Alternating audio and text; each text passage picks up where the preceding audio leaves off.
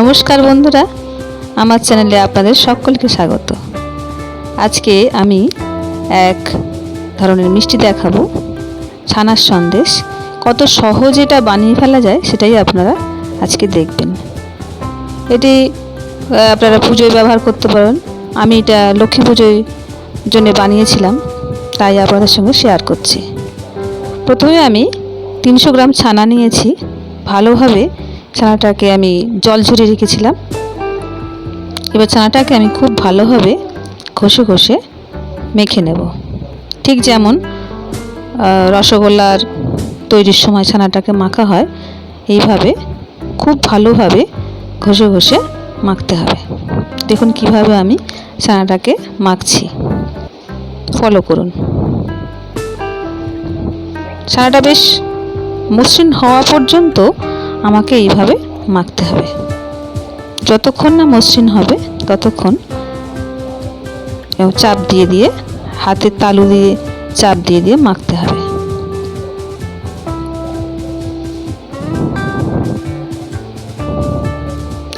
এর আগে আমি আরও মিষ্টি রেসিপি করেছি, তবে এই রেসিপিটা আপনারা একবার করে দেখবেন যে অসাধারণ এর স্বাদটা হয়।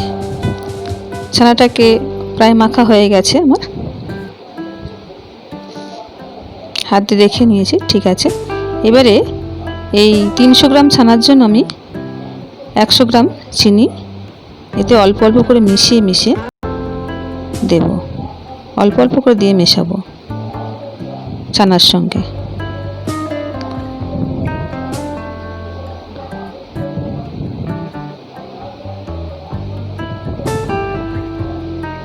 মেশানো হয়ে গেছে। এরপর একটা কড়াইতে একটু ঘি দিয়ে দিয়েছি, ঘিটা গ্রিস করে নেব। ঘিটা দেওয়ার জন্য ছানাটা কড়ার সঙ্গে আটকে যাবে না। এবারে চিনি মেশানো ছানাটা আমি কড়াইতে দিয়ে দিলাম, দিয়ে লো ফ্লেমে এটাকে নাড়তে থাকবো, কন্টিনিউ নাড়তে থাকবো, যাতে তলায় বসে না যায় বা পুড়ে না যায়। দেখুন কন্টিনিউ নাড়তে হবে এভাবে। আমি সাধারণ মোটা তলাওয়ালা কড়াইতে করেছি, আপনারা পারলে ননস্টিক প্যানেও করতে পারেন। ননস্টিক প্যানে আরও ভালো হবে। দেখুন চিনিটা আস্তে আস্তে মেল্ট হয়ে গেছে এবং ছানাটা নরম হয়ে গেছে অনেকটাই। এরপরে আমি একটু ফ্লেভারের জন্য এলাচের গুঁড়ো দিয়ে দিয়েছি, দিয়ে আবার নাড়তে শুরু করেছি।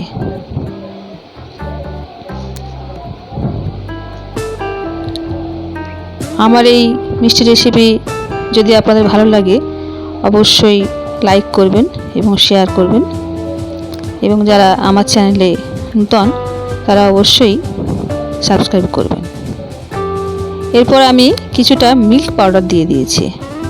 মিল্ক পাউডার দেওয়ার জন্য সন্দেশের টেস্ট খুব ভালো হয়, সেই জন্য আমি মিল্ক পাউডার খানিকটা দিয়ে দিয়েছি। অল্প অল্প করে দিয়ে মেশাতে থাকছি।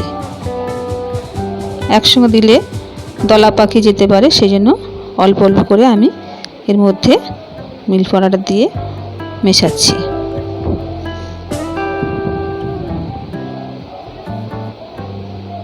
মেশানো প্রায় হয়ে গেছে এবং আমার পাকটা, সন্দেশের পাক তৈরি হয়ে গেছে।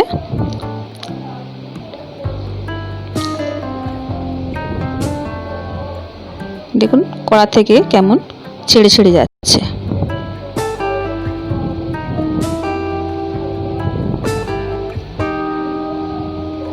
এরপর একটু হাত দিয়ে দেখে নেব এর পাকটা ঠিক আছে কিনা। এরপর একটা পাত্রে নামিয়ে নেব।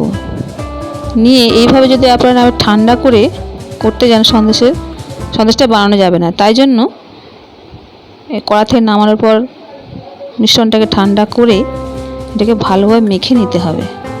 দেখুন এবার হাত দিয়ে চাপ দিয়ে দিয়ে ভালোভাবে মাখতে হবে। মাখলে তবে সন্দেশটা অনেকটা মসৃণ হবে এবং খুব সহজে সন্দেশগুলো বানিয়ে নেওয়া যাবে। দেখুন কত সুন্দর হয়েছে। সুন্দর মসৃণ ডোটা তৈরি হয়ে যাবে।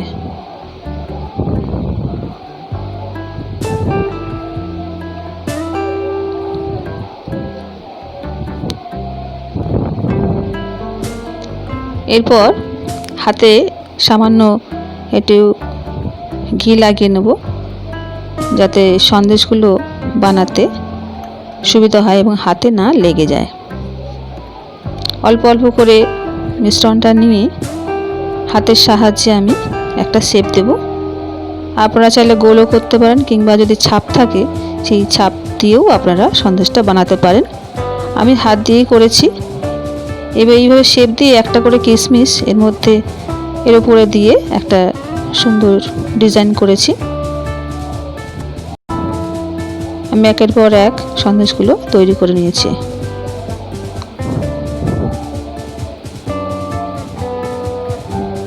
আমার এই রেসিপিটা আপনারা ট্রাই করবেন এবং কেমন লাগলো আমাকে অবশ্যই জানাবেন। এই পরপর সন্দেশগুলো হাতের সাহায্যে তৈরি করে নিয়েছি।